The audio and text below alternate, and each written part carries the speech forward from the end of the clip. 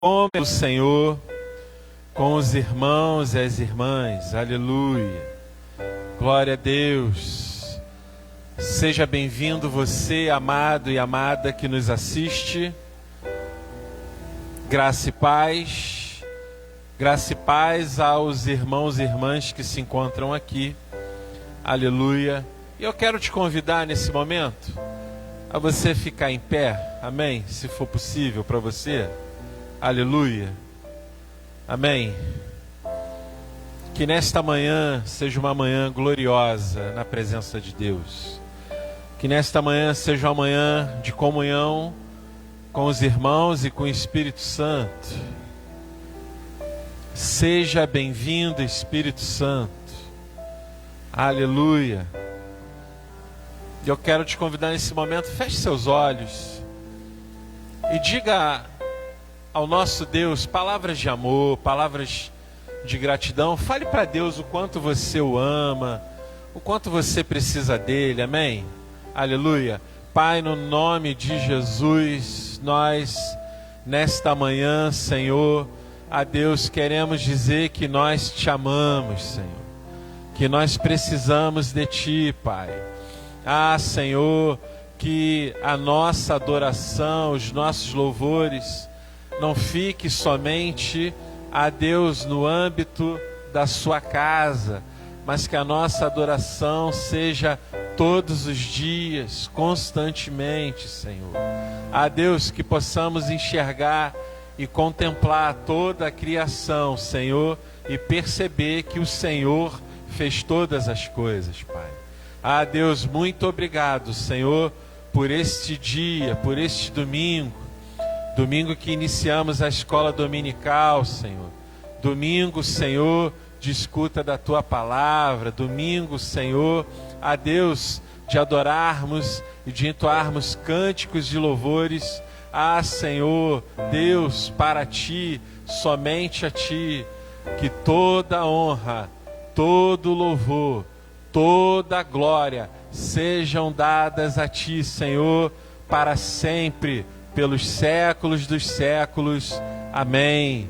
Aleluia. Vamos louvar o Senhor. Depois estaremos lendo um salmo.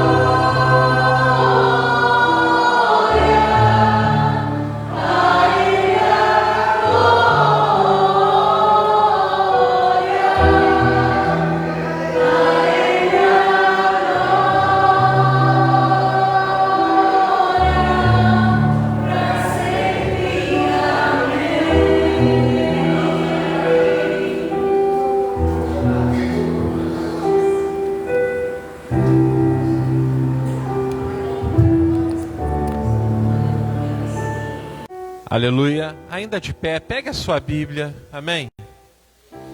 E abra no livro dos Salmos, no Salmo de número 1.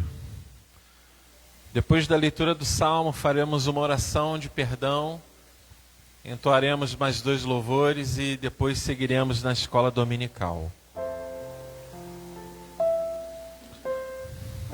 Aleluia. Livro dos Salmos, Salmo de número 1. Amém? Aleluia. Você não achou? Acompanhe no telão ali. Amém? Aleluia. E o salmista diz assim: feliz é aquele que não segue o conselho dos perversos, e algumas versões ímpios, não se detém no caminho de pecadores, nem se junta à roda dos zombadores ou escarnecedores.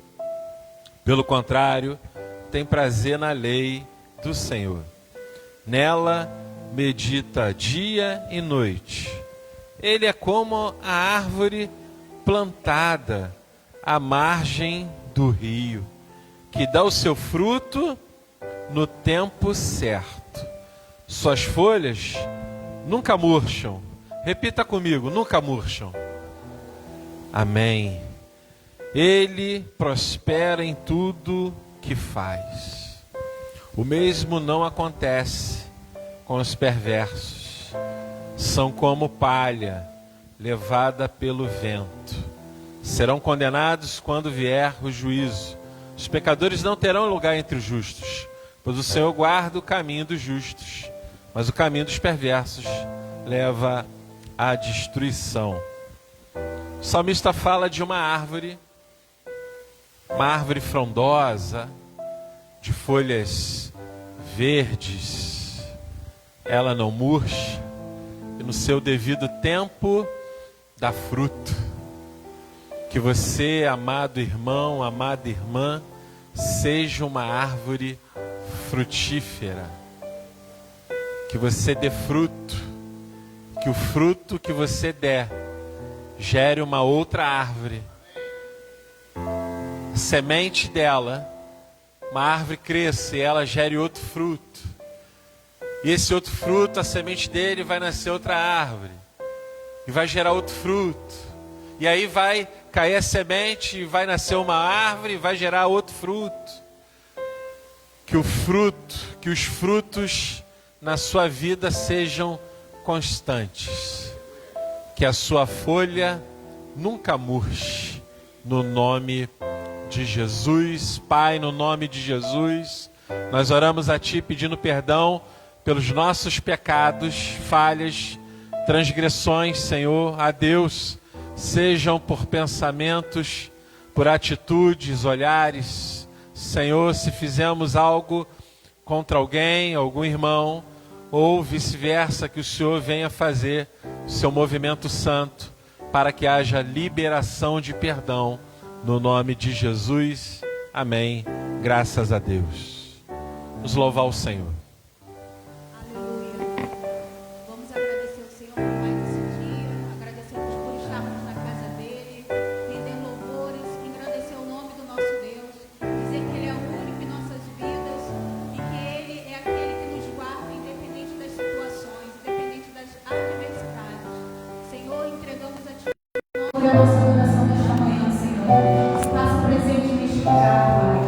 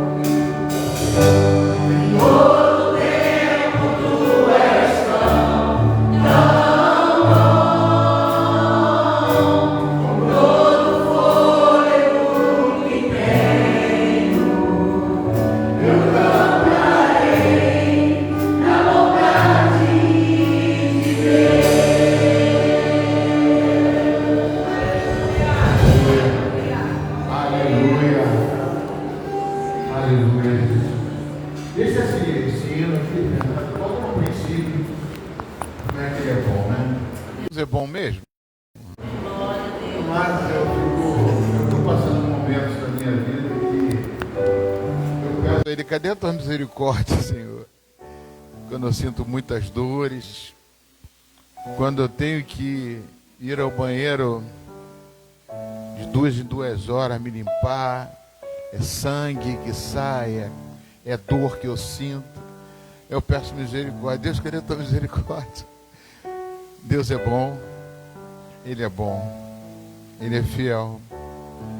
Mas é difícil nessas horas a gente suportar. A gente às vezes não entende, né? Eu passei uma noite passada, meu Deus, quase não dormi. Hemorragia, tem uma hemorragia dentro de mim. Tudo isso porque eu sei o meu corpo, eu não tratei bem o meu corpo, não cuidei bem dele, geneticamente recebi dos meus pais. Então alguma coisa é assim. Mas Deus é bom. Te amo, Deus, tua graça nunca falha. Todos os dias eu em teus coisas. Você está nas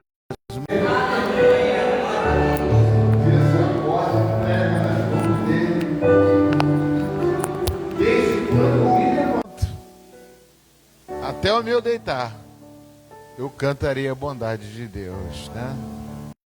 Fundamental para eles não só cantar, mas viver isso aí, passar isso na nossa vida. Não só romantizar. Eu vou falar de romantizar aqui.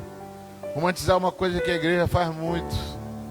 A gente se empolga e romantiza. Romantizar é é fazer coisas que às vezes, eu te amo, sabe o que é aquele romance que eu te amo muito. Aí quando casa, a coisa fica meio difícil, eu amo mesmo. Quando passa um momento, uma dificuldade, eu amo mesmo.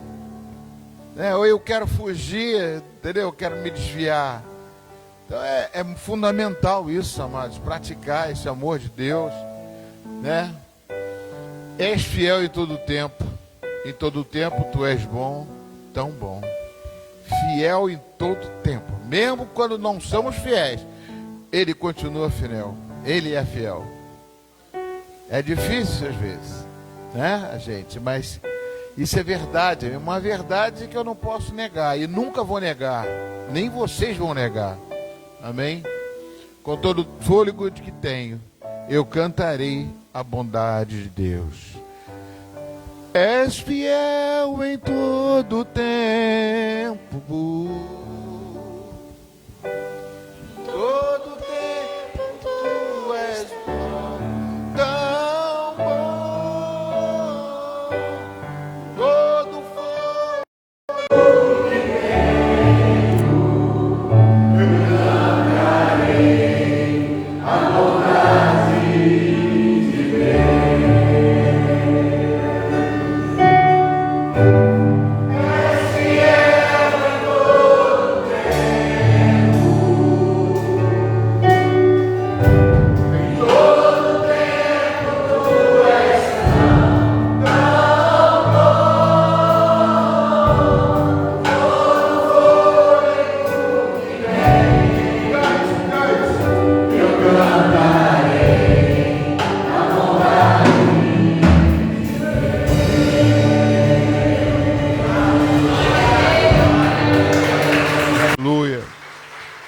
Louvado seja o nome do Senhor. Abra sua Bíblia em Mateus capítulo 6, versículo 34. Mateus 6, 34.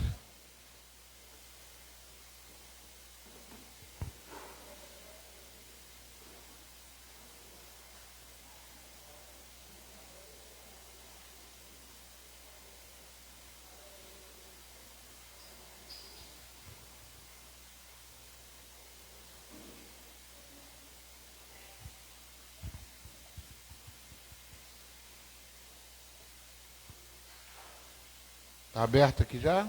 Todos abriram?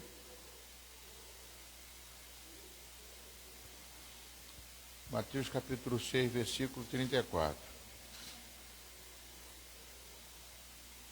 Perdão, amados. 6:33. 6:33. Pastor, quando você vem pregar, você fala tudo de improviso? Muitas vezes, a maioria das vezes. Eu preparo, mas eu improviso, eu tenho que deixar por causa do Espírito Santo, eu confio nele. Eu, quando dou aula de homilética, quando dava aula de homilética, eu falava isso. Amado, se você não for improvisar, você deixar Deus usar o Espírito Santo falar através de você, você se prepara, e Deus, o Espírito Santo, fala através de você, porque ele tem que confiar que ele fala, porque ele está dentro de você. 6:33. Buscai, pois, em primeiro lugar o seu reino e a sua justiça, e todas estas coisas vos serão acrescentadas. Senhor, fala conosco, traz para nós a realidade do teu reino, em nome de Jesus. Pode sentar, amados. Hoje, para mim, por isso que eu agradeço vocês que compareceram, né? Eu pedi para muita gente comparecer. Então, lógico, está a ausência de alguns, mas eu quero falar com aqueles que estão presentes, né? Alguns me falaram, eu vou assistir É bom assistir. Eu assisto sempre, quando não estou aqui, eu sempre assisto os cultos. Né? É muito importante você participar da igreja que você congrega, né? Então você tem que participar. Mas o importante é estar aqui na casa do Senhor, assistindo ao vivo e a cores, percebendo o movimento, tudo isso é muito importante, ser fiel ao Senhor, estar na casa dele. Como vocês bem sabem, eu não estou 100%, nem 80%, talvez 60% da minha recuperação. Vocês sabem que eu fiz uma cirurgia, talvez eu não tenha falado claramente, eu teria que amputar todo o reto, ânus, e colocar uma bolsa de colostomia. Essa era a cirurgia correta para eu fazer, para eliminar o câncer de uma vez por todas, ou nem isso eliminaria de uma vez por toda, mas é uma forma mais radical e mais correta, tradicional de se fazer para eliminar o câncer de reto.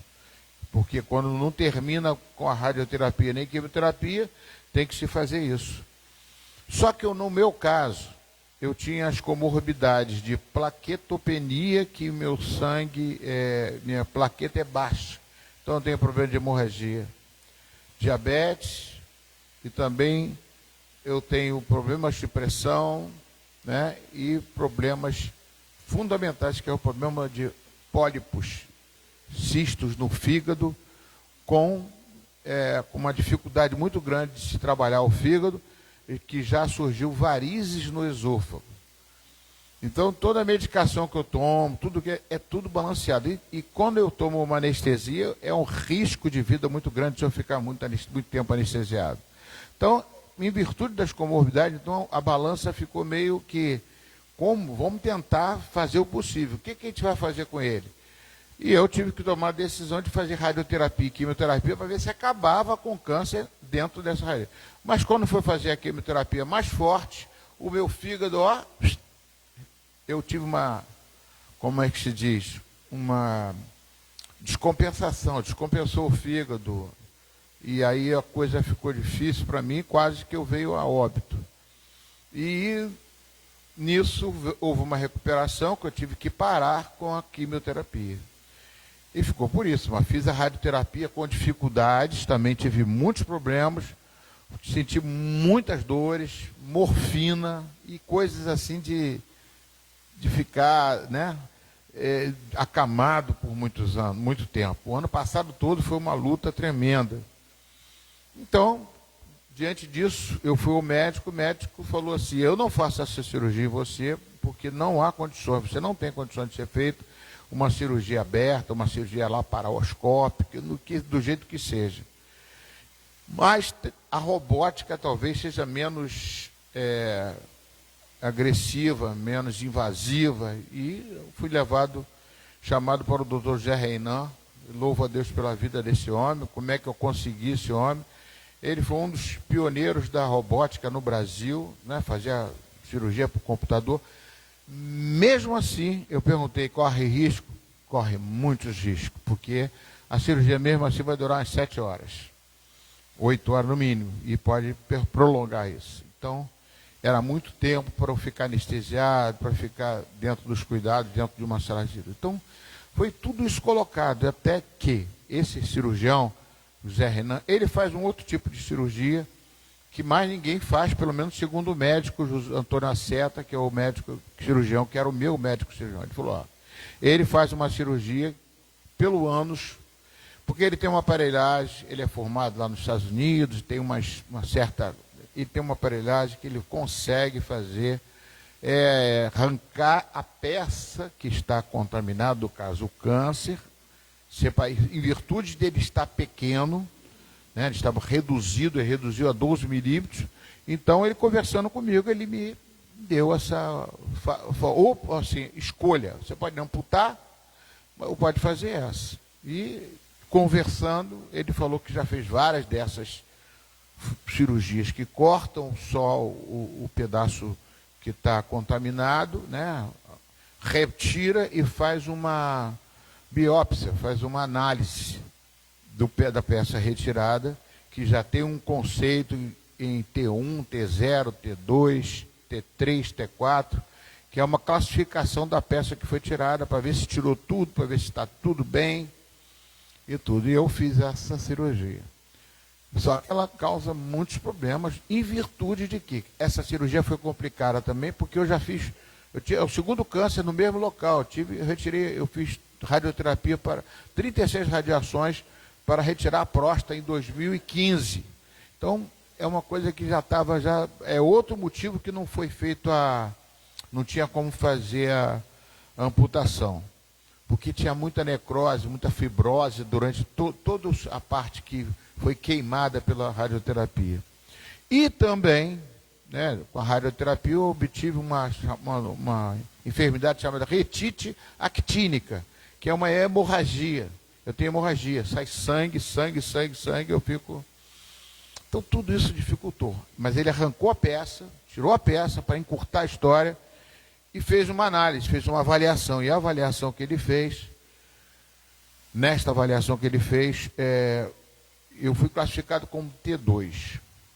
T2 significa que o câncer foi retirado, a peça foi toda retirada, mas, contudo, porém, todavia, a borda poderia ter algo que não foi tirado, que está oculto, que não dá para se ver, mas... E aí ele chegou e falou assim, nesse aspecto, ele classificou toda a análise da biópsia, e ponto a ponto, ele falou, ó, essa borda, eu cauterizei, eu fiz eu não sei como, ele cauterizou por dentro, ou seja, queimou toda a parte que foi tirada, toda a borda, para evitar justamente que isso venha se expandir, mesmo sabendo que poderia. Ele tirou isso aí e queimou. Então ele deu mais segurança ainda que todo o câncer foi retirado. Entendeu? Então, graças a Deus, eu estou crendo, não vou precisar fazer outra cirurgia, eu vou ter que tratar de mim agora. Imagina você ter o reto, onde passa as fezes, ali tudo, cauterizado com fogo. Imagina se é uma queimadura aqui, imagina uma queimadura lá dentro. Então eu estou sofrendo muito por causa disso. Toda vez eu sinto dores horríveis. E não posso tomar antibiótico, não posso tomar anti-inflamatórios por causa do fígado. Então é um paliativo. Apesar de que eu estou tomando 3 analgésicos. Tramal, Novalgina e Pregabalina. Todo dia estou tomando todos esses medicamentos. E controlando o fígado e controlando o rim também, que ele tem problema. Então, é todo um complexo de problemas que são envolvidos com isso. Mas, graças a Deus, eu estou bem, estou falando e vou melhorar cada vez mais. Estou emagrecendo, ficando fininho, não sou mais bolão, e vou fazer depois academia, vou ficar firme, vocês vão ver, vou à academia. Estou marcando com a minha filha para correr São Silvestre, todo... Hã? Gominho, como é que fala? Tanquinho. Vou ficar. Eu tenho que profetizar, tenho que rir, tenho que falar sobre isso. A situação não é fácil. A minha esposa fica séria lá atrás, só lendo papel, fingindo, mas está ouvindo tudo. Eu quero falar do reino de Deus, amados. Hoje, para mim, é um dia muito importante para a igreja. Por isso que eu convoquei muitos, eu agradeço a presença de vocês. Muito importante por quê, amados? Tudo está se concretizando de uma forma como Deus preparou. Nós oramos ano passado, falei com o pastor, e trazer o bispo aqui. O bispo é o quê? Ele é a autoridade máxima dentro da nossa igreja, dentro da nossa região, da 7ª região. E ele veio aqui como autoridade. É como se fosse, vamos lá, amados, é como se fosse, o reino de Deus trabalha com autoridade. E a autoridade é que libera muitas coisas para que a gente possa fazer. Quando ele libera, é sinal. Quando ele profetiza aqui, a gente, pega aqui porque está liberado de cima para baixo. A ordem é essa. Deus, Jesus, tudo tem uma ordem, tem uma hierarquia. E nós temos que obedecer essa hierarquia. E nós, para marcar o bispo vir aqui, foi muito difícil. Eu marquei ano passado para ele chegar aqui. E nós queríamos mesmo para poder começar um trabalho que é um trabalho de motivação da igreja para que ela venha fazer a sua missão verdadeira, que é a missão de multiplicação, de salvar vidas para o reino de Deus. Esta é a missão da igreja, ir de pregar o evangelho a toda criatura. E quando ele vem aqui, amados, é como se fosse assim, por exemplo, vamos imaginar, o governo vai inaugurar uma ferrovia. Aí inaugura, está tudo pronto, o que acontece? Vai o governador, vai o prefeito, vai o presidente, Aí faz aquela fitinha assim, e depois, quando vou inaugurar, tira aquela fitinha, está inaugurada a ferrovia. Aí começa. Isso é como se fosse uma autorização. E isso aconteceu aqui. Não somente no reino, no caso que eu estou falando, no reino da terra, mas no reino dos céus também. Quando você pode observar que, quando eu vou falar buscar o reino de Deus, eu estou me preparando aqui para falar para você. Abraão, ele passou a autoridade para Isaac. Não poderia ser Abraão sozinho. Ele teve que ter, não deu para continuar. A continuação foi com Isaac. E no final ia ser com Esaú. Mas Esaú não quis. Ele negou, ele vendeu. E Deus, para Deus isso é muito importante. A palavra que você liga na terra, liga no céu. Ele vendeu. E nisso tudo foi aquela dificuldade, e Jacó estava doido para pegar essa herança, essa hierarquia, ele estava entendendo o lado espiritual da coisa. E ele pegou. E amados, como foi feito isso? Abraão chegava e falava, Isaac chegou e falou assim, ó, eu recebi de Abraão, passou para Isaac. Isaac chegou e passou para Jacó. Eu te abençoo, pensando que era Esaú, né? Eu te abençoo para você ser próspero, para você dar continuidade à promessa de Deus, para que a terra venha, o povo seja como os céus, como as estrelas do céu, multiplicar como isso, como aquilo. Todas as bênçãos que veio para Abraão, passou para Jacó.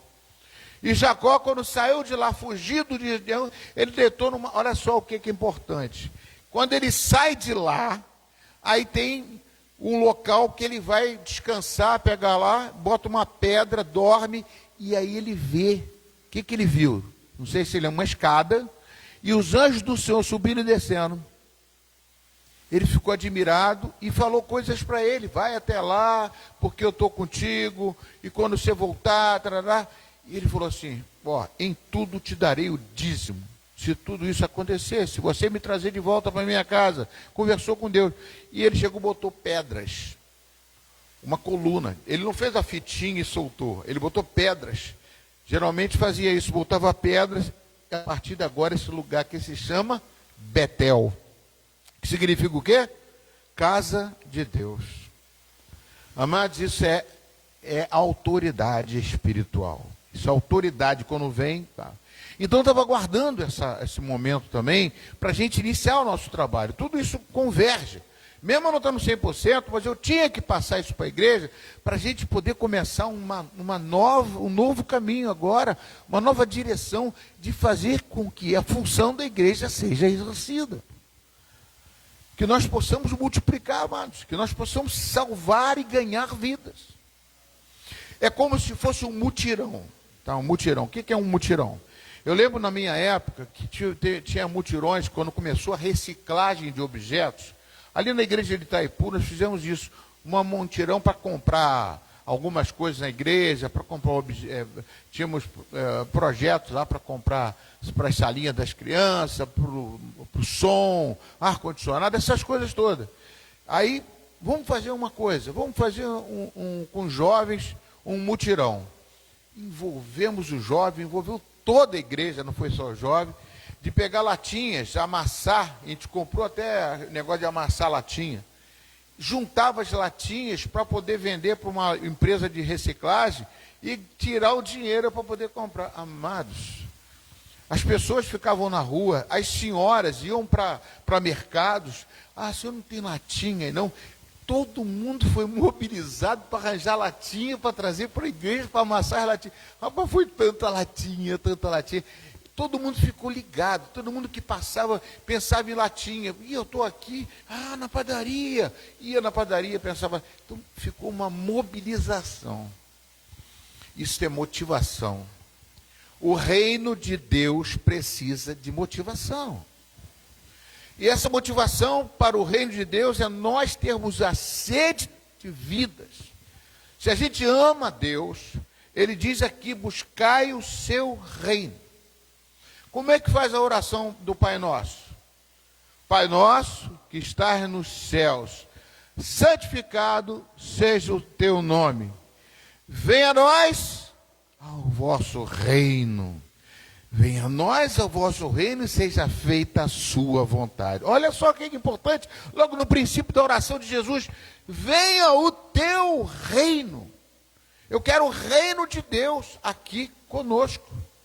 E para isso, amados, é necessário, fundamental, a gente estar envolvido com isso. De uma forma de estar na nossa mente o tempo todo, de estar engessado com isso. Uma coisa que a gente vai fazer é ganhar vidas para Jesus.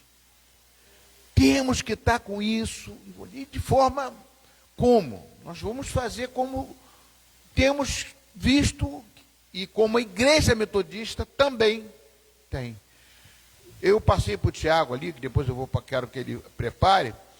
O bispo chegou aqui, ele falou coisas importantes. Sobre o quê? Oração. Para buscar o reino de Deus, você tem que conversar com o Rei dos Reis, aquele que é o Senhor do reino. Quem é o Senhor do reino? É Jesus. Pode botar, Tiago, se você puder botar, tá? O vídeo do bispo da oração. É o primeiro vídeo que eu te passei. Então, o que acontece? O bispo chegou aqui e passou isso para a gente. Ó, vocês têm que orar. Orar. Mas eu não consigo, eu tenho muita ocupação. Ora 10 minutos. Ora 5 minutos. Fala com Deus 5 minutos. Oração é fundamental falar. Todo mundo falar com Deus. Orar pela sua família, pela sua casa, pela sua vida, pelo seu trabalho, pelo seu dia. Orar, isso faz parte do reino, tudo isso que eu estou falando aqui. Orar para que você esteja em contato com esse Deus, vinculado a esse Deus, e sabendo que eu quero fazer a vontade dele, eu quero estar no reino. Venha o teu reino, faça a sua vontade. E isso, quando você faz isso, você começa a se envolver com essa obra. E Deus começa a fazer. Você fala também, ora pela igreja. Senhor, abençoa a nossa igreja. A nossa igreja seja abençoada. Nosso pastor seja direcionado pelo Senhor. Todos os irmãos sejam abençoados. Tal irmão está doente. Coisinhas rápidas, às vezes você, uma oração sua, 5 minutos, 10 minutos, 2 minutos. Você não pode deixar de orar todo dia. Ele falou aqui que João Wesley orava 3 vezes por dia. Eu não sei se você está botando aqui. Ainda está botando? Orava 3 vezes por dia. É o nosso quê? É uma autoridade espiritual também. John Wesley foi o fundador da igreja metodista. Orava 3 vezes por dia. Como é que eu vou fazer? Vou orar às 6 da manhã quando eu acordo, meio-dia na hora do almoço, de noite quando eu chego em casa. Daniel orava 3 vezes por dia. Você lembra disso? Daniel orava 3 vezes por dia. Não é orar o dia todo, mas não vamos sacrificar muitas coisas da nossa vida, não, amado. Vai inserir isso como uma coisa, uma regra. Isso é fundamental. E outra coisa que eu quero impor, não, mas colocar. Olha só, tudo que eu estou falando aqui, presta bem atenção. A minha esposa me dando ajuda. Cuidado quando você fala, parece que está obrigando a igreja. Eu não estou obrigando ninguém. Aqui tudo é voluntário, tá, amados? Ninguém é obrigado a fazer nada disso. Amém, Antônio? Tudo a gente fala, eu falo aqui de uma forma, mas não é mandando vocês, não, por favor. Mas é uma coisa que a igreja tem que trazer para a igreja fazer. Queremos a igreja fazendo isso, orando 3 vezes por dia. Não posso, ora 1 vez, 2 vezes. Um pouquinho só, mas ore. Ore para a igreja, ore para a sua casa, ore para a sua família, ore pelos seus problemas, mas pouca coisa. Vamos fazer isso como um hábito. É isso que Deus está pedindo para a gente, fazer como um hábito. Que esse hábito seja inserido no nosso dia a dia. A outra coisa de fazer é o jejum. Quantas vezes que ele jejuava? Você lembra que o pastor falou, o bispo falou, quantas vezes John Wesley jejuava? Quartas e sexta-feiras.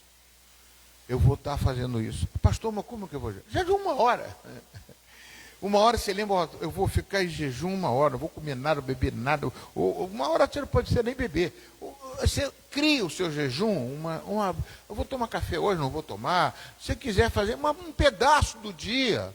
Mas para você chegar e falar assim, Deus, eu estou fazendo conforme a minha, o bispo autorizou, quanto o meu, porque eu quero ver o reino de Deus na minha vida e na vida da igreja onde eu congrego.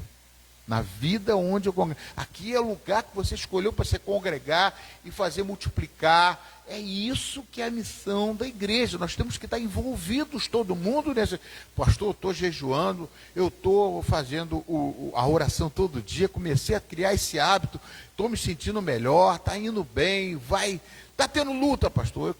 Mas a oração, você vai conseguir. Então eu estou trazendo isso para a igreja, para que a gente possa começar um modo de vida diferente. Eu estou chamando de modo multiplicação. Entramos no modo multiplicação. Breve o Senhor vai Pode trazer passar. força. Vocês vão construir aqui uma igreja, talvez 6, 7 vezes maior do que uma igreja. Olha, A oração esse é templo outro. aqui vai A ser oração pequeno. é outro. Isso aqui eu queria passar depois. Isso aqui é depois. Ele também falou que a nossa igreja vai multiplicar, que vai crescer, que vai ter que ser um tempo. Isso aí, ó. Eu peguei isso aí. Vamos fazer assim. Vamos fazer com que a nossa igreja seja assim. Mas eu queria passar primeiro a oração e a leitura da palavra de Deus, que é fundamental também. A leitura da palavra de Deus está no São. Porque se tinha a hora nona, é que tinha também.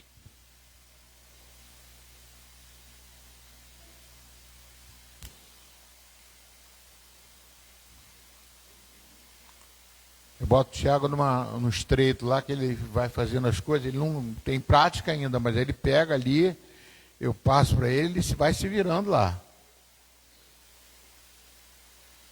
Vai conseguir, Thiago? Então, amados, eu quero passar sobre reino, estou falando até uma pregação diferente, e enquanto ele vai falando ali, eu anotei algumas coisas aqui,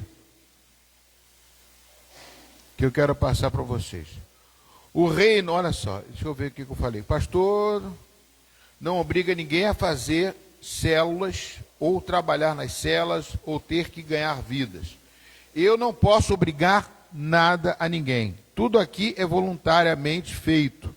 Pode parecer que eu estou mandando, mas não estou dando ordem, mas não estou dando não. Eu quero viver. Isso eu botei uma frase assim, ó. Como que eu vou servir no reino de Deus? Está pronto? Pode passar.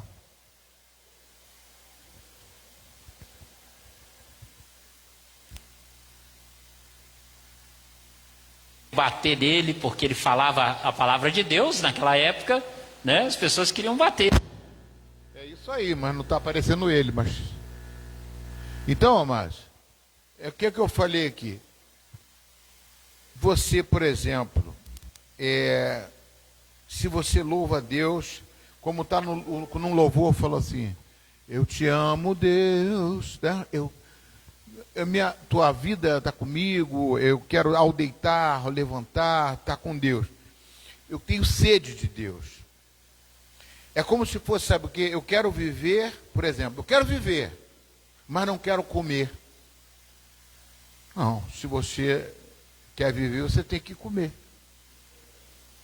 Eu quero viver, mas não quero beber água. Não.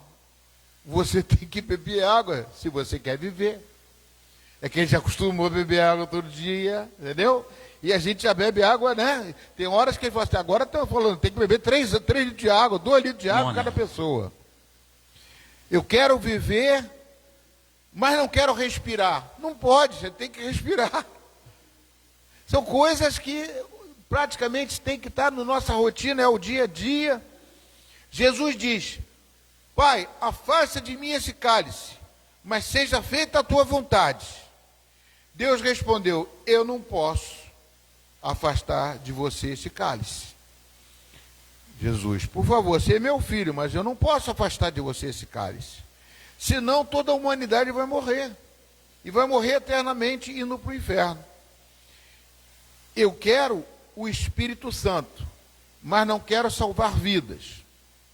Se você não salvar vidas, tendo o Espírito Santo em você, essas vidas vão ter a segunda morte e vão para o inferno. Eu estou fazendo uma relação aqui, puxando bastante a necessidade de você comer, respirar, beber água. E Deus, Jesus Cristo, falou, passa de mim esse cara. Não, mas você tem que fazer e cumprir a sua missão. E depois vem quem? Vem aqui nós. Nós recebemos o Espírito de Cristo. Temos ele para quê? Só para ficar dentro de nós e sair salvos? Não. Nós temos que também fazer a vontade de Deus. Temos que investir no reino de Deus. Né? Porque o reino de Deus, buscar o reino de Deus, é buscar a Jesus e fazer a vontade do rei Jesus. E de por todo mundo e pregar o evangelho a toda criatura. Então, nossa igreja tem que ter essa missão enquadrada. Ah, pastor, vamos não ter mais atividade? Vamos ter tudo. Mas o fundamental é a gente salvar vidas. Isso vai motivar não só o pastor ganhar a vida, não somente aqui na igreja, tem que ser lá fora. Então, a gente tem que criar. Aí veio a minha missão, né, que eu busquei a Deus de uma forma que eu falei, igreja, Paulo falou que a igreja é o corpo. Como é que funciona um corpo, amados? Presta minha atenção, como é que funciona um corpo? O corpo vive para a célula ou a célula vive para o corpo? Amém? Pensa bem, o corpo não vive para a célula que vive para o corpo. Aí eu fiquei imaginando isso também dentro do lado espiritual da igreja. Ele falou que a igreja é o corpo. Por exemplo, se você está num corpo, e se eu... É hora do remédio, mas depois eu tomo.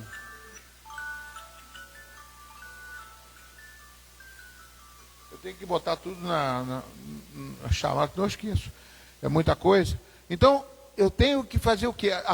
A célula, se estiver doente, amados, se uma célula está doente, ela pode...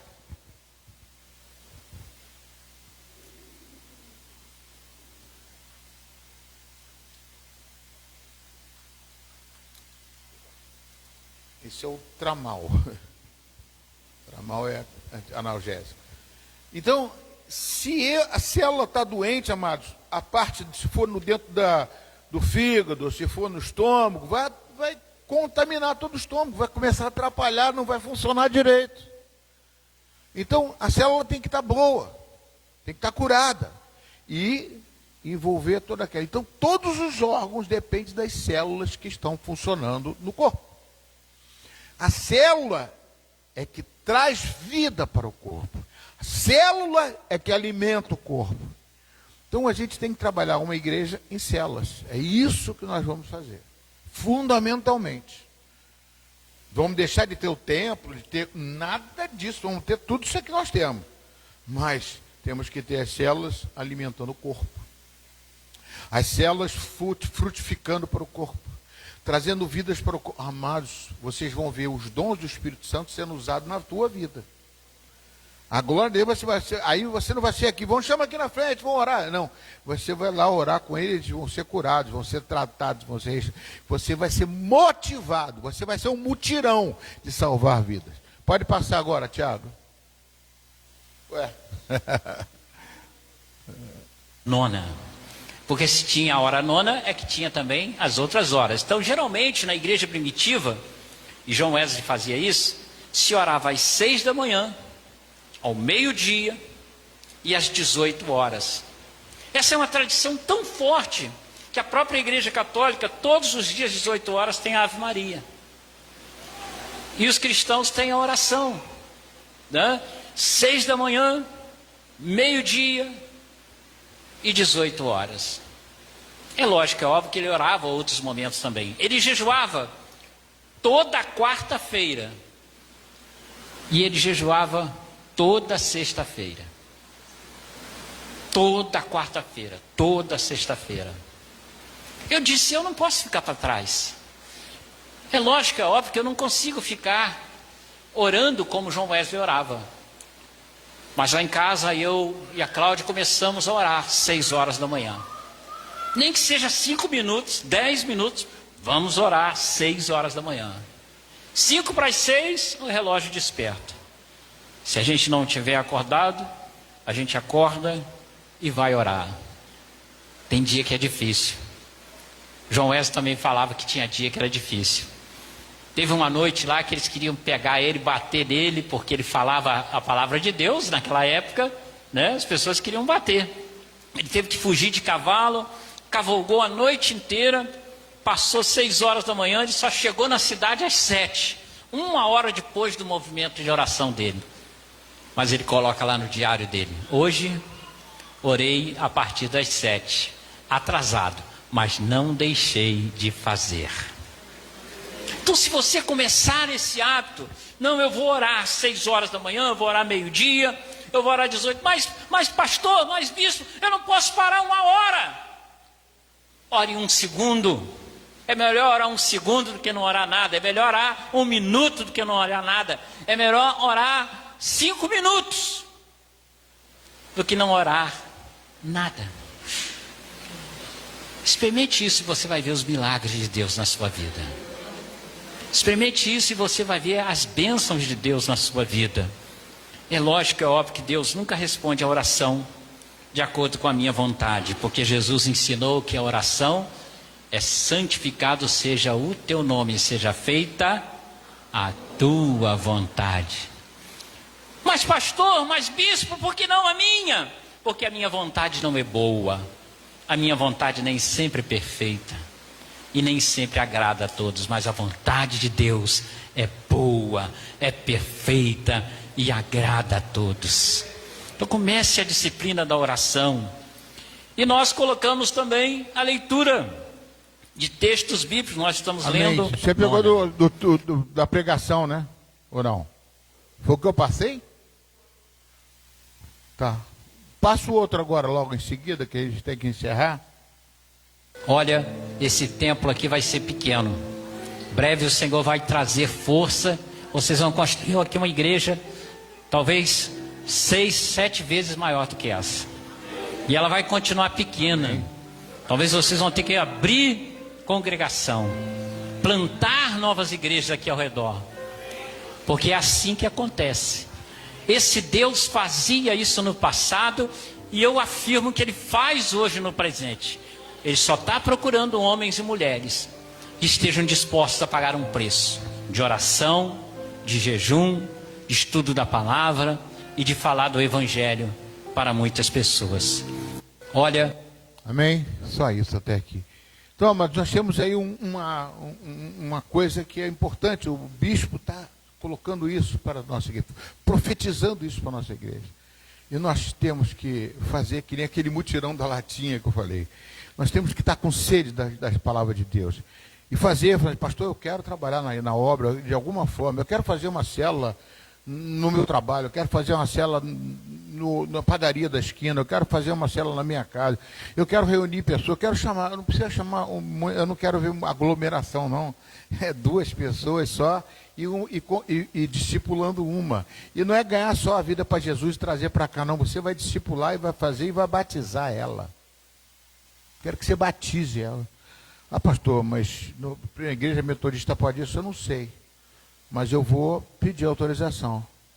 Eu quero que você ganhe vida, que você discipule a vida e que ensine ela que o melhor é fazer outra vida para Jesus. É isso que é fundamental. Isso vai motivar você. Você vai ver como as coisas mudam. Vai ver a mudança da vida, porque o Espírito Santo muda a vida da pessoa. Mudou a sua vida, não vai mudar a nossa? Não vai mudar dessa pessoa? Lógico que vai. Buscar o reino de Deus e a sua justiça, e as demais coisas vão ser acrescentadas. O que a gente tem que fazer é as outras pessoas buscar o reino. Eu coloquei algumas coisas aqui rapidamente para encerrar. O reino é governo. Não quero ser distribuidor. Eu botei aqui uma coisa assim. Eu não quero que a igreja seja uma igreja somente de comer, só de receber o culto aqui do domingo e ir embora para casa. Né? Você tem que usufruir do reino como herdeiros e como filhos de Deus. Gálatas capítulo 3, versículo 27 a 29. Diz assim: porque todos vocês que foram batizados em Cristo, de Cristo se revestiram. Assim sendo, não pode haver judeu, nem grego, nem escravo, nem liberto, nem homem, nem mulher, porque todos vocês são um em Cristo Jesus. É o corpo que ele está dizendo, né? E se vocês são de Cristo, são também descendentes de Abraão e herdeiros segundo a promessa. Então vai pegar a herança de Abraão, Isaac, Jacó, Jesus Cristo veio para você. Então nós somos chamados, amados, Deus vai fazer grandes coisas, buscando o reino de Deus e a sua justiça. Marcos capítulo 5, 33. Mas busque em primeiro lugar o reino de Deus e a sua justiça, e todas essas coisas lhes serão acrescentadas. Como buscar o reino? Primeiro, conhecer suas leis e mandamentos. Deuteronômio 28, de 1 a 2, diz o seguinte: se vocês ouvirem atentamente a voz do Senhor seu Deus, tendo cuidado de guardar todos os seus mandamentos que hoje lhe ordeno, o Senhor teu Deus exaltará sobre vocês, sobre todas as nações da terra. E se ouvirem a voz do Senhor, seu Deus, sobre vocês, virão e alcançarão todas essas bênçãos. Isso aqui é o quê? É reino de Deus. Amém? As coisas vão, você busca o reino e as demais coisas são acrescentadas. Salmos número 1, verso 2. Pelo contrário, o seu prazer está na lei do Senhor, e na sua lei medita de dia e de noite. Ou seja, para buscar o reino, você tem que meditar na palavra de Deus, você tem que orar, e você tem que fazer a vontade de Deus, cumprir os mandamentos de Deus. Outra coisa, reuniões do reino. Hebreus 10, 25. Não deixemos de nos congregar, como é o costume de alguns. Pelo contrário, façamos admoestações, ainda mais agora que vocês veem que o dia se aproxima, o dia do Senhor se aproxima. Engraçado, parece até que a gente sabe que o dia do Senhor está se aproximando pelas guerras, rumores de guerra e tudo isso que está acontecendo no mundo. Isso com certeza é o pecado entrando na sociedade de uma forma como lei. Estão decretando lei como pecado, casamentos de homossexuais. Isso é uma coisa que a Bíblia condena. O homem não pode, porque Romanos capítulo 1 fala que não pode ser isso. Então não pode. Então o que acontece? Nós estamos vendo que está se aproximando o dia. Então ele parece mais esse versículo para nós agora do que... Então buscai, não deixe de congregar, como é o costume de alguns. Pelo contrário, façamos, admoestar é chamar a atenção. Chama a atenção de outras pessoas, ainda mais agora, que vocês veem que o dia está se aproximando. Amém, amados? Estão me ouvindo bem? A outra coisa é conhecer o rei do reino. Nós temos que conhecer o rei do reino. Apocalipse 19, de 1 e 16. O céu aberto e eis um cavalo branco. O seu cavaleiro se chama Fiel e Verdadeiro e julga o combate com justiça. E no seu manto, na sua coxa, está escrito um nome: Rei dos Reis, Senhor dos Senhores. Ele é o Rei dos Reis, Ele é o Senhor dos Senhores. Nós temos que buscar Jesus, buscar o Senhor do reino. Nós temos que, como é que a gente vai buscar? Vem na igreja, vamos orar, vamos jejuar. Isso tudo faz parte da busca do reino. Timóteo, capítulo 6, versículo 13 a 16. Estou pegando só o versículo que eu deixei aqui para a gente... Diante de Deus, que preserva a vida de todas as coisas, e diante de Cristo Jesus, que na presença de Pôncio Pilatos fez a boa confissão. Eu exorto você a guardar este mandamento imaculado e irrepreensível, até a manifestação do Senhor Jesus, a qual, no tempo certo, há de ser revelada pelo bendito e soberano, o único soberano, o Rei dos Reis e Senhor dos Senhores, o único que possui imortalidade, que habita em luz inacessível, e a quem ninguém jamais viu, nem é capaz de ver. A ele honra e poder e eterno. Então, amados, tudo isso nós temos contribuição, que nós temos que buscar o reino e o seu rei. Jesus diz: eu sou a porta, né? João 10, 9. Se alguém entrar por mim, será salvo.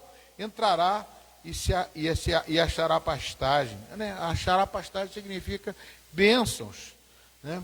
E no 14, 6, ele diz: eu sou o caminho, a verdade e a vida, e ninguém vem ao Pai senão por mim.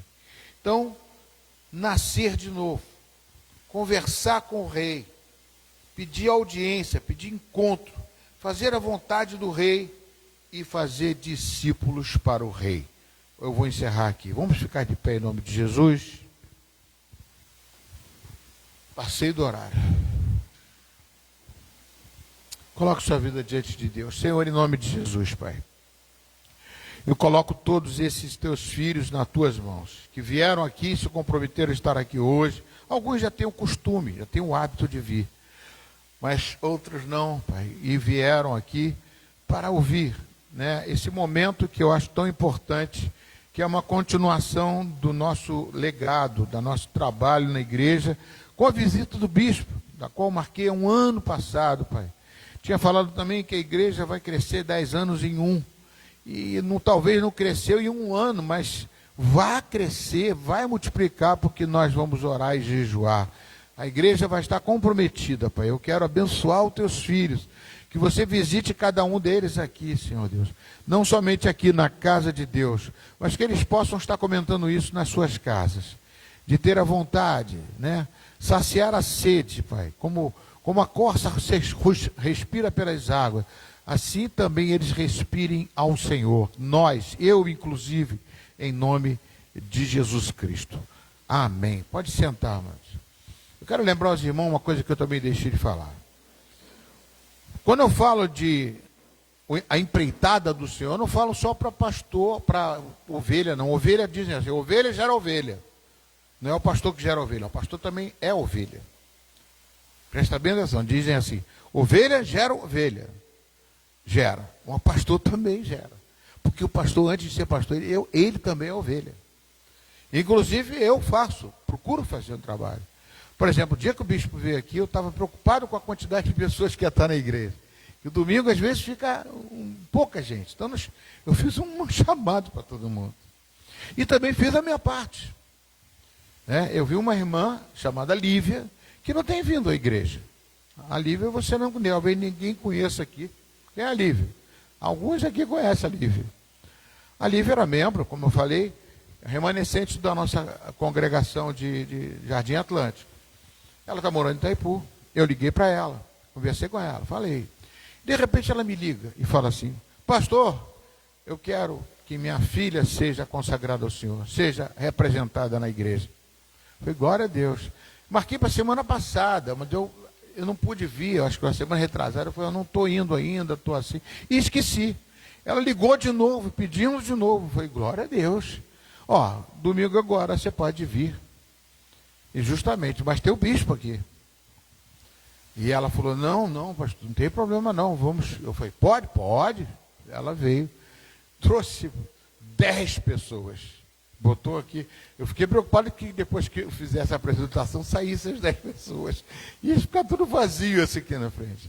Mas Deus é bom, manteve aquelas pessoas aqui, O pai da Lívia nunca entrou numa igreja evangélica, entrou aqui. Eu sou ovelha, eu quero buscar a ovelha. Falei que ia aqui na frente, eu quero fazer uma célula na casa dela. Quero trabalhar como ovelha. Eu sempre trabalho, eu gosto de trabalhar como ovelha. Então, tudo isso, amados, faz parte de um mover de Deus. Você vai ver a gente trabalhando, vai ver a gente se envolvendo para a gente poder fazer dessa igreja, como o bispo profetizou, 6 vezes mais. E depois não vai dar. Temos que abrir congregações. Não esqueçam disso. Vamos botar isso na nossa mente. Amém?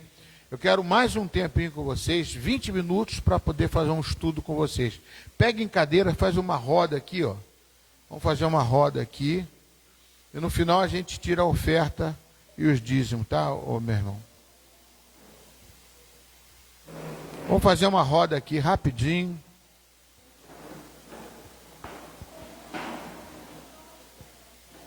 Nós vamos começar a escola dominical. Eu falei que começaria hoje.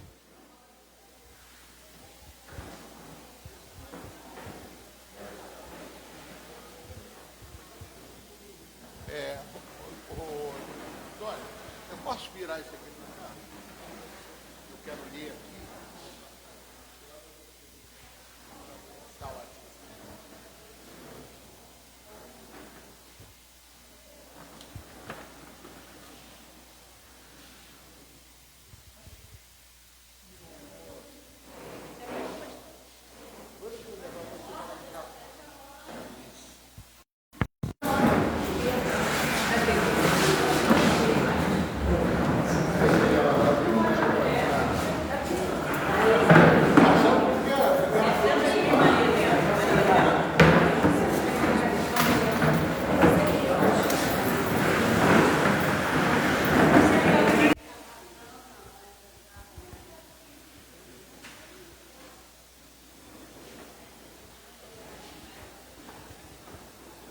Vou fazer um milagre, Deus vai fazer um milagre. Em 20 minutos a gente vai ter que terminar isso aí, que eu não quero terminar tarde.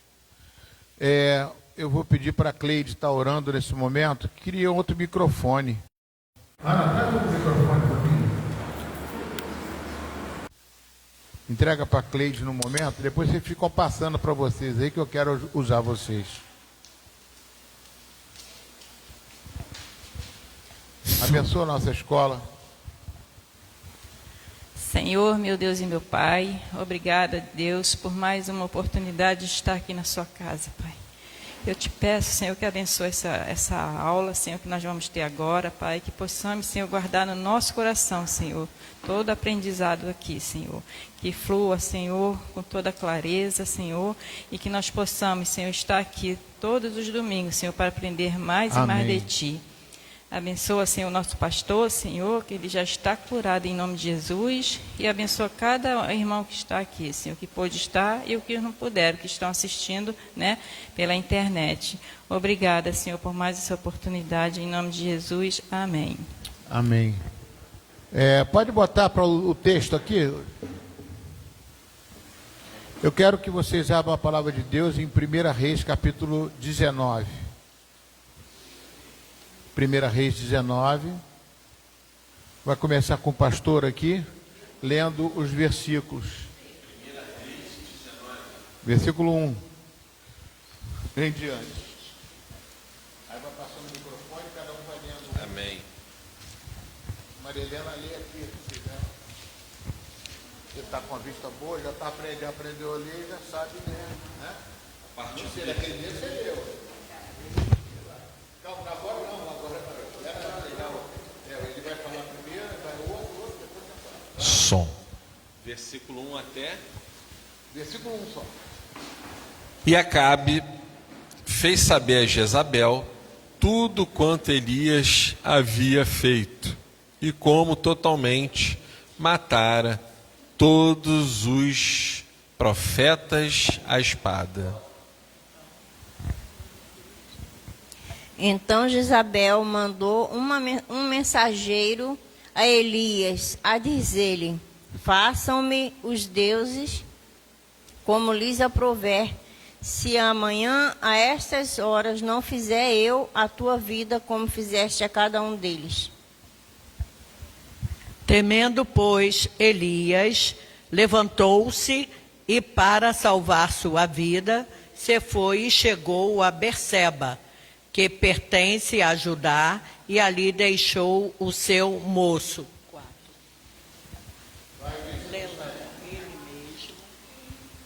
Ele mesmo, porém, foi para o deserto, caminhando um dia inteiro, por fim, e sentou-se debaixo de um zimbro, sentiu vontade de morrer. Orou: basta o Senhor tirar a minha vida, porque eu não estou melhor do que os meus pais. Deitou-se e dormiu debaixo do zimbro. Eis que um anjo o tocou e lhe disse: levante-te e come.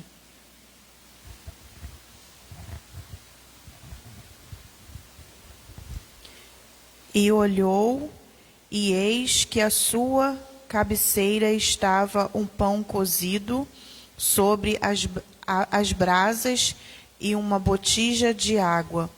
E comeu, e bebeu, e tornou a deitar-se.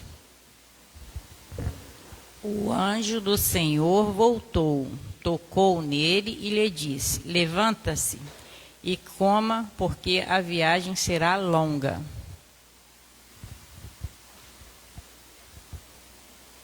Então ele se levantou, comeu e bebeu. E o alimento lhe deu força suficiente para viajar 40 dias e 40 noites, até chegar ao monte Horebe, o monte de Deus. Nós amamos Jesus. Ali entrou numa caverna onde passou a noite.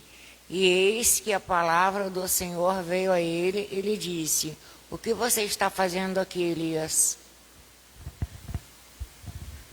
E ele respondeu: tenho sido zeloso pelo Senhor, Deus dos exércitos, porque os filhos de Israel deixaram a sua aliança, derribaram os meus altares e mataram os teus profetas. Aquele e eu fiquei só, procuraram atirar-me a vida. Então foi-lhe dito: saia daí e fique diante do Senhor no monte. Eis que o Senhor estava passando, e um grande e forte vento fendia os montes e quebrava as rochas diante do Senhor. Mas o Senhor não estava no vento. Depois do vento houve um terremoto, mas o Senhor não estava no terremoto. Depois do terremoto veio um fogo, mas o Senhor não estava no fogo. E depois do fogo veio um som de um suave sussurro. Quando Elias ouviu isso, cobriu o rosto com um manto, saindo, pôs-se à entrada da caverna. Eis que veio uma voz e lhe disse: o que você está fazendo aqui, Elias? Ele respondeu: tenho sido muito zeloso pelo Senhor, Deus dos exércitos, porque os filhos de Israel deixaram a tua aliança, derrubaram os teus altares e mataram os teus profetas à espada. Só fiquei eu e eles estão querendo tirar-me a vida. E então o Senhor disse a Elias: volte ao seu caminho para o deserto de Damasco. E chega lá um anjo, unja Azael como rei da Síria. Só até aqui. Amém? Amados, o que nós estamos vendo aqui é uma história, que talvez alguns não conheçam, sobre a vida de Elias, o chamado de Elias e o trabalho de Elias. O que Elias fez aqui? Bota o primeiro versículo, o primeiro versículo, Tiago.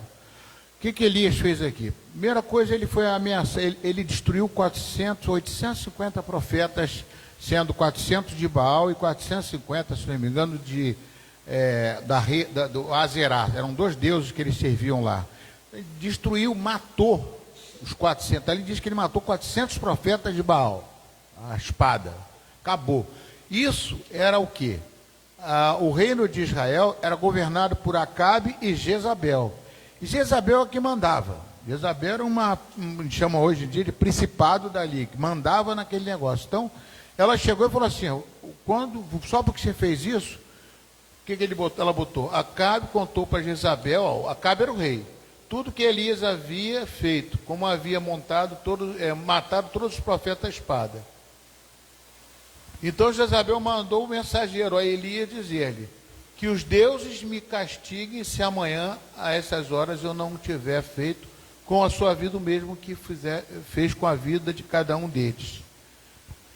Elias ficou com medo, levantou-se e, para salvar sua vida, se foi e chegou a Berseba, que pertence a Judá, e ali ele deixou o seu servo. Presta atenção. Então, vocês entendem o que aconteceu, né?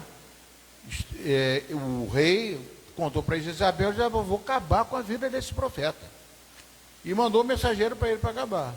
E ali diz, Elias ficou com medo, deixou o seu servo num tal lugar, e pode passar adiante, e pediu a morte. Primeira coisa que eu atento, que eu não vou ler aqui, não vou passar tudo, mas quando ele viu que não podia fazer mais a missão, porque se sentiu sozinho e que Jezabel queria matá-lo, ele não tirou a vida dele. Ele pediu a Deus para tirar a vida dele. Se quisesse se suicidar, ele se entregava para Jezabel, mas ele era consciente de que a vida dele não era dele, era de Deus. Primeiro passo que a gente fala aqui, quando você entrega a sua vida ao Senhor, a sua vida não é mais sua. Quando você entrega a sua vida para Jesus, tem que entender que sua vida já não é só sua. Tem a sua vontade e também a direção de Deus. Jesus disse, passa de mim esse cálice, mas seja feita a sua vontade. Então, o que eu quero dizer aqui, amados? Elias, o que é suicídio? Eu falo do suicídio. Suicídio é matar. Eu tive uma hora que eu falei para Deus, Deus, eu não estou aguentando mais, eu quero pedir a morte. Cheguei a pedir, Deus, me leva, porque está sendo muito difícil passar por tudo isso que eu estou passando. Você não tem noção, eu sei, a minha esposa sabe. E até meu genro falou comigo, não faz isso não, você é muito precioso para a gente, não fala isso nunca mais. Eu falei assim, eu estou pedindo para Deus, mas Deus só vai tirar se for a vontade dele. Vocês estão entendendo? Eu estou pedindo. Elias não se matou. A vida dele foi uma vida pautada na vontade de Deus. Deus falava, vai lá, Elias, vai na casa da viúva de Serepta. Eu vou lá e chega na viúva lá e eu multiplico o azeite. Manda fazer não chover, ele não chovia. Tudo ele fazia de Deus, mandava para ele. Você vai ser alimentado com corvos. Ele ia lá e os corvos alimentavam ele vivia debaixo de Deus, da vontade de Deus. Então ele não pode se suicidar, ele não se mata. Eu não posso me matar. Agora, se eu me matar, eu sou um assassino. Eu estou matando uma vida que é de Deus. Eu não posso matar ninguém. Amém, querido? Eu não vou entrar aqui na vida do policial, nem da vida dos comandantes, nem do Antigo Testamento. Senão vai dar para dar. Eu quero dizer só que quando você entrega a sua vida para Deus, a sua vida passa a ser de Deus. Qual é o versículo que fala sobre isso? 1 Pedro, capítulo 2, versículo 9. Você pode botar, Tiago, aqui? 2:9.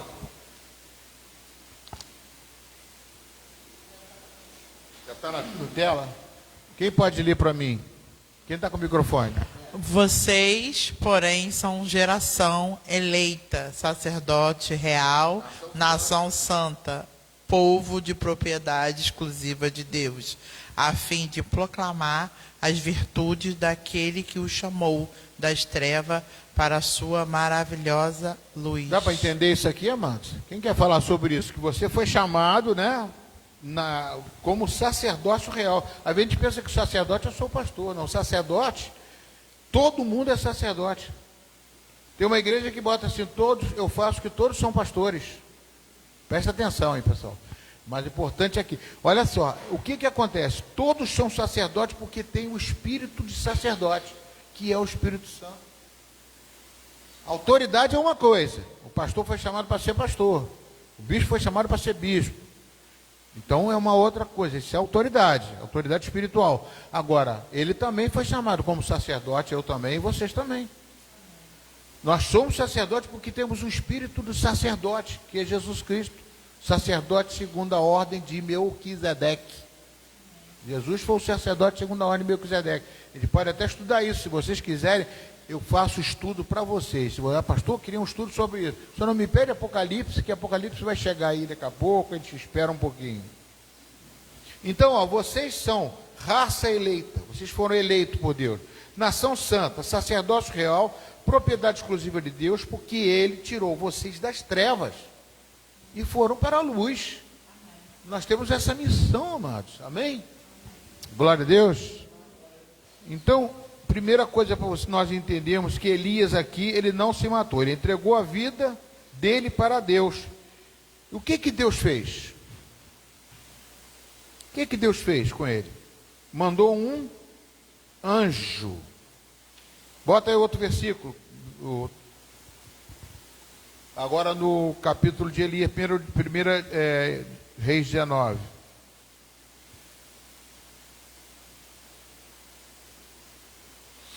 Quando ele viu que não podia mais fazer a missão de Deus, ele foi buscar Deus, porque sentiu sozinho. E Jezabel queria matá-lo, e ele matou, pediu para tirar a vida dele, pediu a Deus para tirar a vida dele. Amém? E no versículo posterior, Deus ouviu e enviou um anjo que cuidou dele. deitou-se e dormiu debaixo de um zimbro. E eis que o anjo tocou nele. Se o anjo tocou nele, foi Deus que mandou um anjo, tá? Quando você está no socorro pedindo alguma coisa, fala, Senhor, manda um anjo. Faz alguma coisa por mim. Eu me ajoelho, choro e falo, Deus, por favor, tira essa dor. Deus, por favor, fala alguma coisa. O anjo, pede um anjo. Deus vai mandar um anjo. Você não pede o anjo que não tem autoridade sobre anjo, tá? Amém? Você não tem autoridade sobre anjo. Porque o anjo está a serviço do Senhor. Aí ele mandou, cadê o versículo? Sumiu. O que estava passando? Não tira não.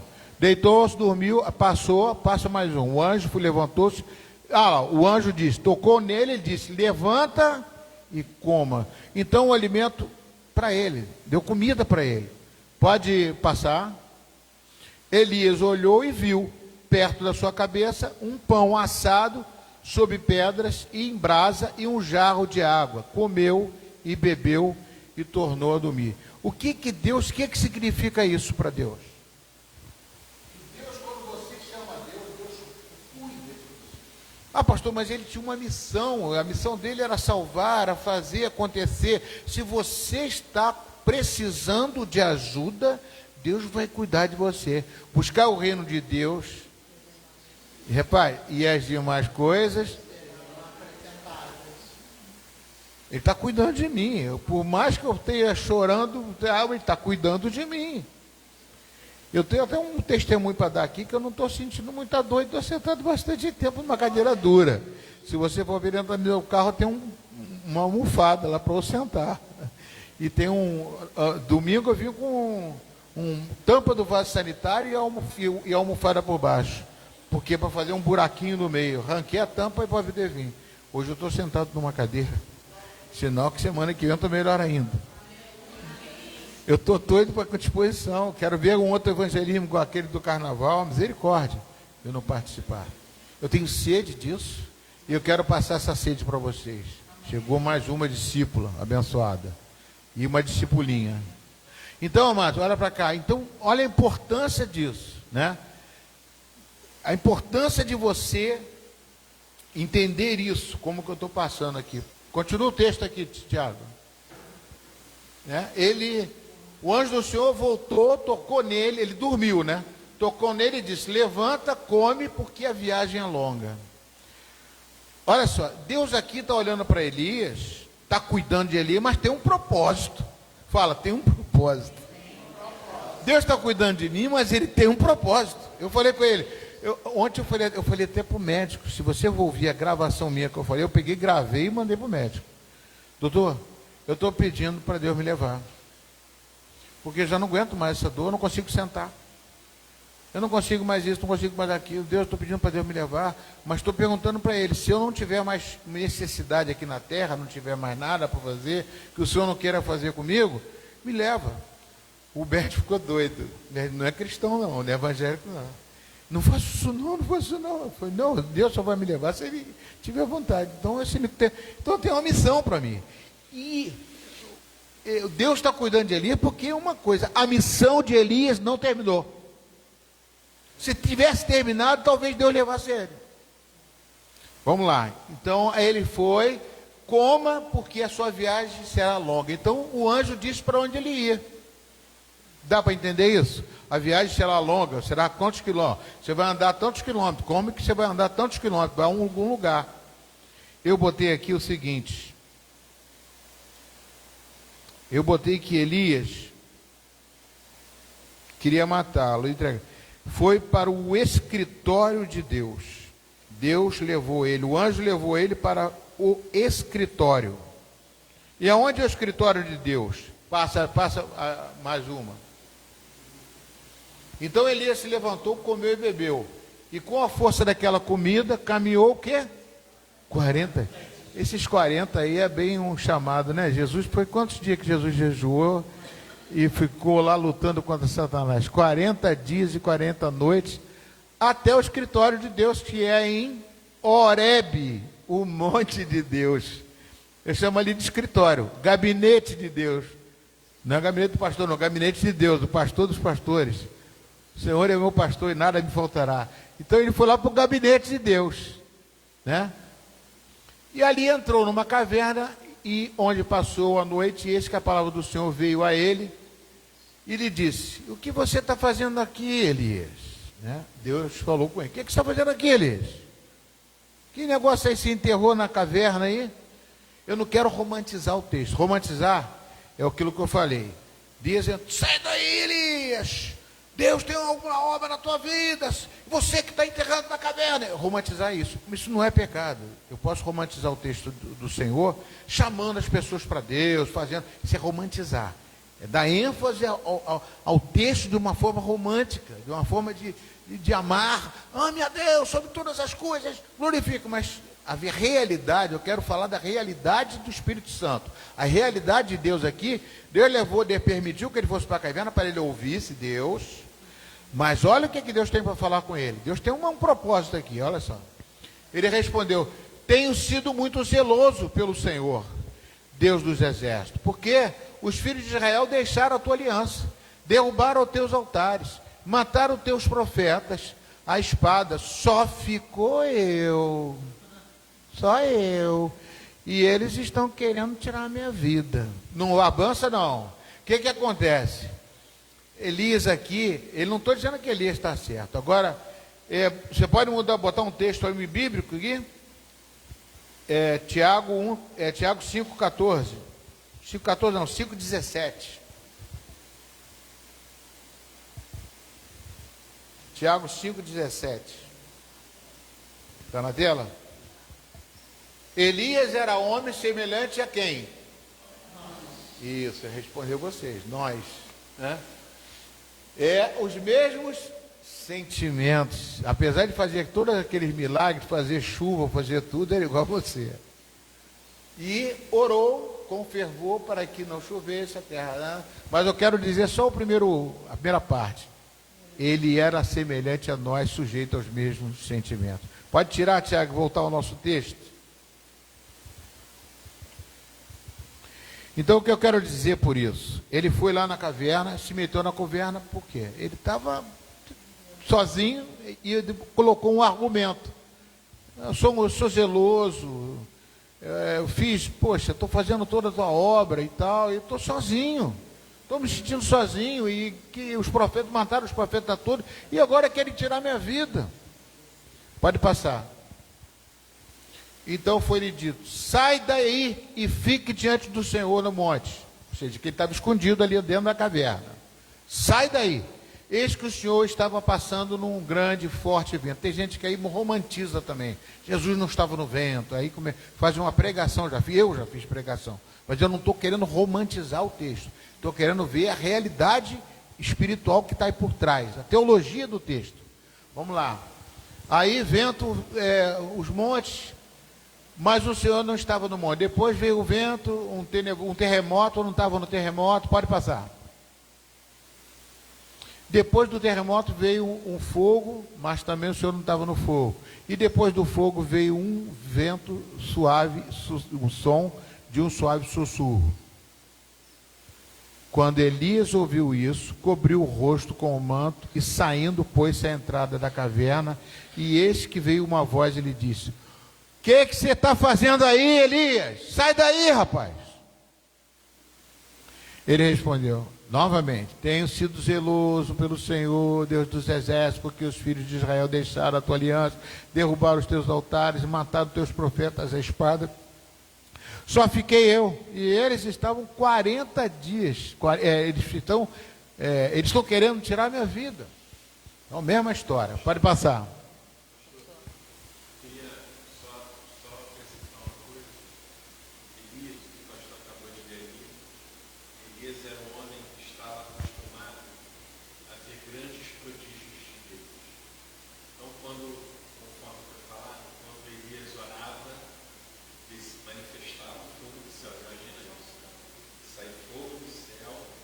Lamber a água, lamber as pessoas que estavam ali.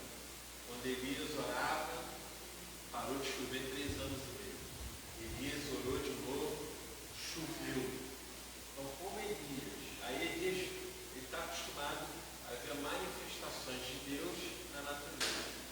Quando ele vê terremoto, vento forte,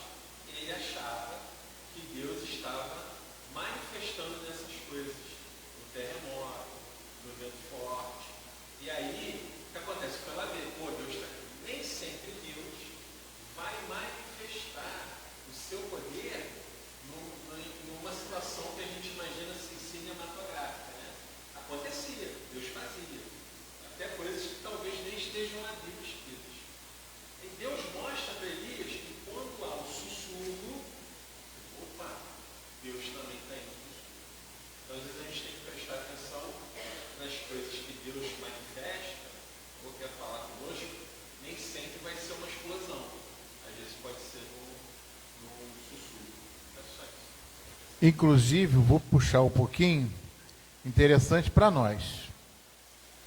Às vezes a gente acha que, poxa, vai vir Benirrinha aqui na igreja. Deus vai se manifestar. Porque o homem de Deus vai vir aqui, eu vou lá que eu vou ser curado, vai acontecer isso. Tal pastor, tal, vai vir aqui na igreja, vai acontecer isso. A gente pensa que aí eu estou substituindo essa entidade espiritual, esse pastor maravilhoso, televisivo, vai vir aqui, vai acontecer. A gente vai, agora eu vou receber. E nem sempre está ali.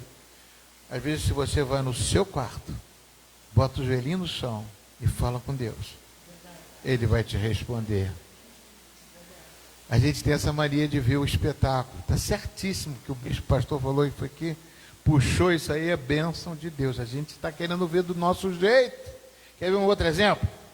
O rei da Síria, né, o rei da Síria, a imperadora Naamã, ele foi procurar o profeta. Aí o que ele falou? Pensei que o profeta fosse descer e pôr as mãos sobre mim aqui, eu seria curado. Mandou tomar banho naquele rio sujo, mergulhar 7 vezes. Não era do jeito dele. O que custa? Daí telefone. Tocando. O que custa nesse momento?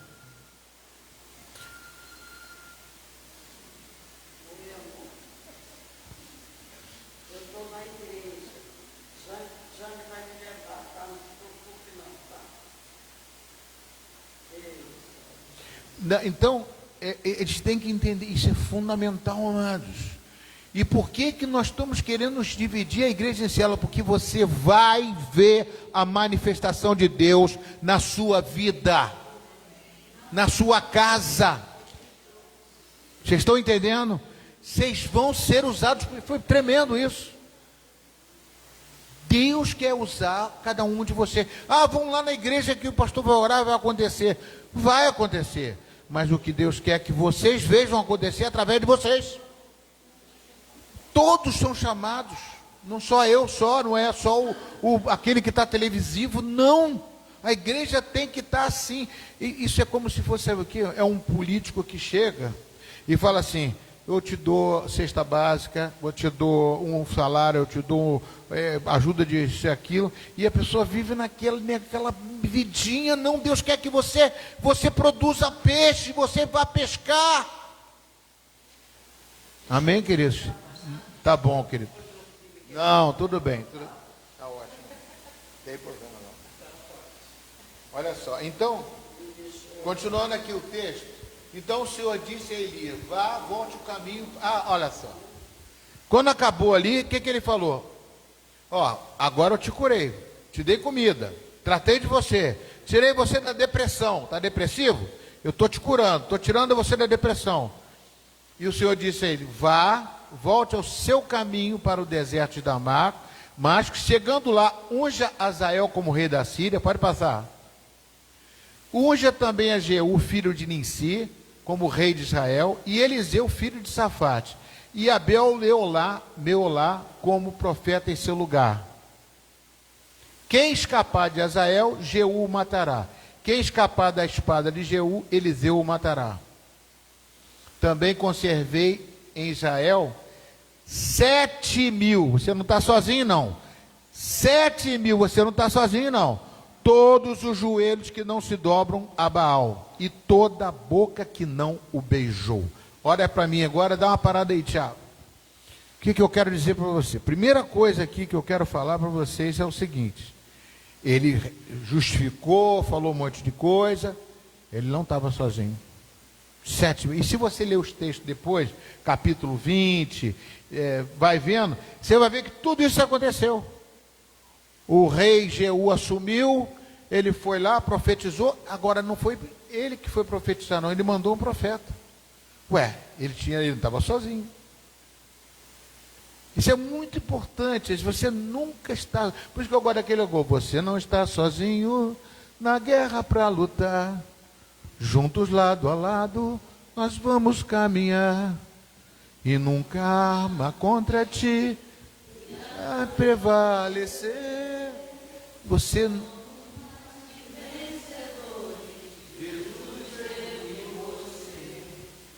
Cristo está do nosso lado. Então, amados, é verdade, isso é realidade, é verdade de Deus. Eu botei mais uma coisa aqui, deixa eu ver se eu consigo. Quero explorar mais esse texto. 1 Reis 19. Elias estava exausto, pediu para morrer, disse, basta. Mas Deus não tirou sua vida. Pode botar esse texto que eu botei aí, se você quiser botar agora. O que eu te passei, um texto que eu te passei. Mas Deus não tirou sua vida. Deus fez 3 coisas. Cuidou do corpo, deu comida e descanso. Tratou a mente, levou Elias ao Monte Horebe, tratou a visão espiritual, que ele estava vendo se vendo sozinho. Mostrou que tinha 7.000 que não se dobraram os joelhos a Baal. Aqui parece outro princípio. Quem pertence a Deus não morre quando quer, vive até cumprir o propósito. Olha só essa mensagem, hein? Quem pertence a Deus não morre quando quer. Se suicidar é assassino, é outra coisa. Vive até cumprir o propósito. Eu quero cumprir. Detalhe, o detalhe que fortalece. Tiago diz que o Espírito, a epístola de Tiago 5,17, Elias era homem sujeito às mesmas paixões que nós. Ou seja, não era super-homem. Não era um profeta sem emoções. Ele sentia medo, cansaço, desânimo. Mas mesmo assim, Deus sustentou o propósito dele. Princípio que une a 2 exemplos. Ananias, está na tela aqui, né? Ananias e Safira. Deus tirou a vida. Deus tirou a vida. Deus tirou a vida.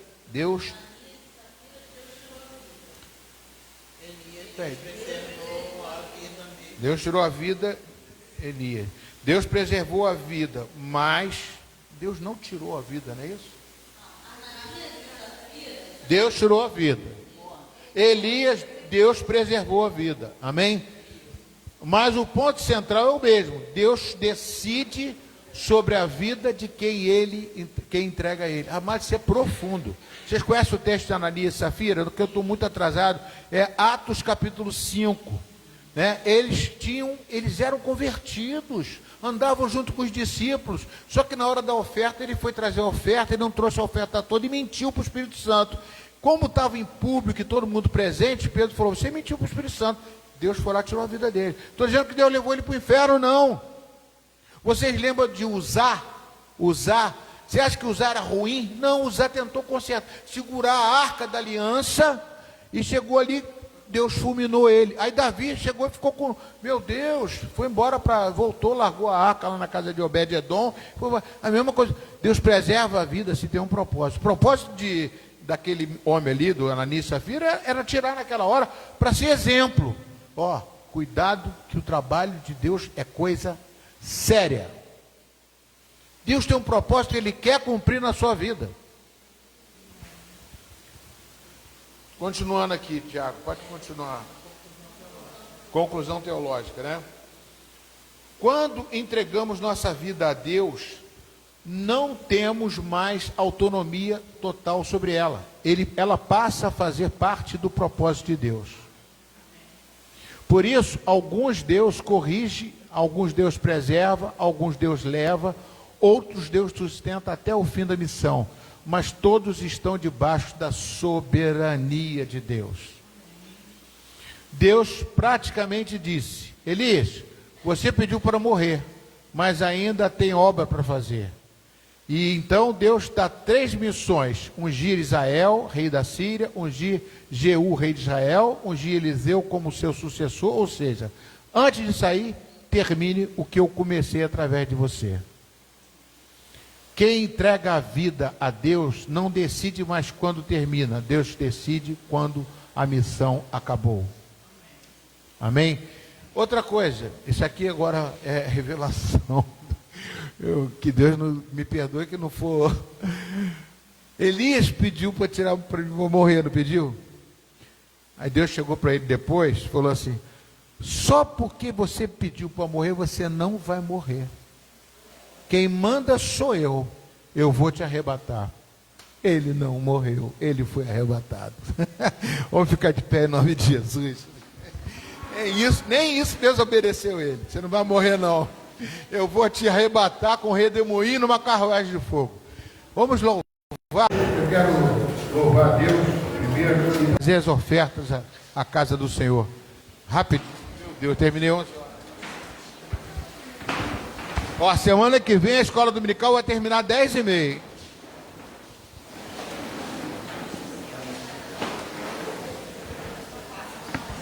Amém.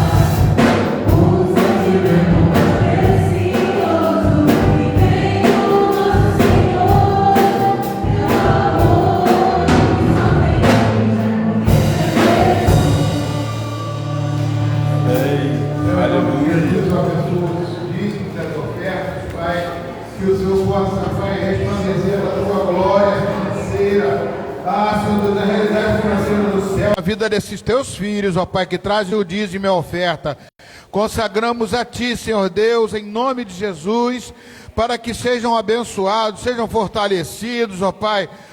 E também, ó Pai, eu oro pelos pedidos de oração, Senhor Deus, coloco diante do Senhor, que o Senhor venha curar, tratar, libertar, e quando subirmos o monte, vamos queimar, crendo, Pai, que o Senhor já tratou desses pedidos, libertando e curando em nome de Jesus. Amém, queridos?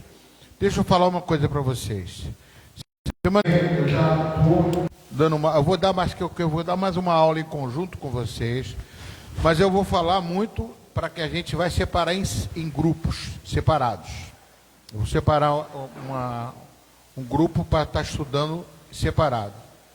Né? O pastor vai orar, vai trabalhar com um grupo dos que estão sendo recebidos na igreja. Nós temos uma apostila, mas algumas outras pessoas que foram recebidas, que não tiveram essa aula, podem assistir. E uma outra classe, eu quero fazer uma classe daqueles que querem trabalhar, aqueles que foram discipulados, trabalharam no discipulado aqui na igreja. Esses eu quero fazer com que nós possamos abrir células. Então eu vou fazer um trabalho mais específico com vocês. Quem fez o discipulado. Aí eu vou trabalhar para a gente ser ativo. Pastor, mas eu não quero abrir célula. Você não vai abrir célula, você pode trabalhar numa célula. Eu não quero ceder a minha casa, mas eu quero estar trabalhando. Eu quero fazer alguma coisa. Eu quero trabalhar para ganhar vidas. Então eu vou começar a separar essas pessoas que querem trabalhar para isso. Na minha casa não, mas em outro lugar sim. Então Então, eu quero que você... Ah, pastor, eu não fiz o curso ainda. Vamos trabalhar, venha trabalhar. Vamos fazer uma classe de pessoas que querem. Então, eu quero... Semana que vem eu ainda vou fazer uma classe única. Mas depois nós vamos estar separando em classes. Senhor, muito obrigado, Jesus, pelo dia de hoje. O almoço, dia 26 de abril. Que almoço? Hoje tem almoço? Ah, isso tem. Amados, nós estamos fazendo um almoço por retiro.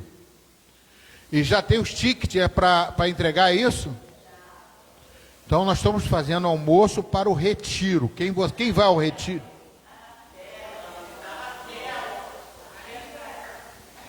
Está aqui, 28/4, frango grelhado, para todo mundo comer. Se você não comer, você compra para uma outra pessoa.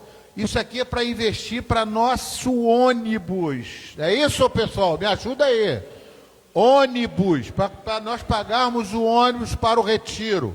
Então você pode convidar pessoas, pode chamar um grupo grande e vir aqui. O almoço vai ser servido aqui ou vai só levar?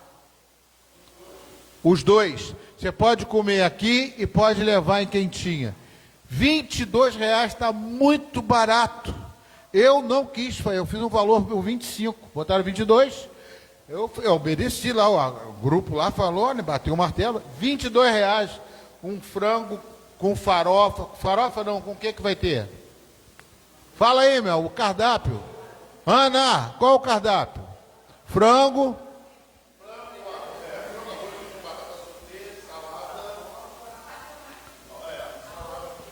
Arroz, feijão, farofa. Arroz, feijão, farofa. Você é uma... É dia 26, não falei? É dia 26 isso aqui, ó. É dia 26, hein?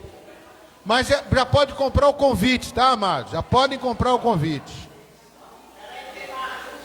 Tem mais o quê? 26.